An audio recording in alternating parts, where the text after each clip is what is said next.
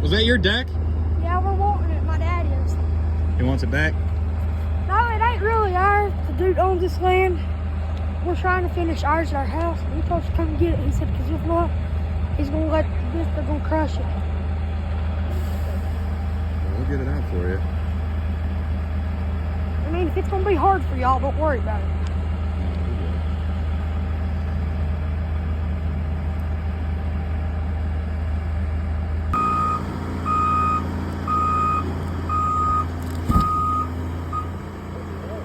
Hey, that ain't bad.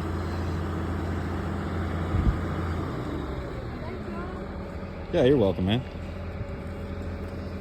It's still in pretty good shape, ain't it? You able to pick this thing up and just kind of set it to the side for him? Probably got to scoot it.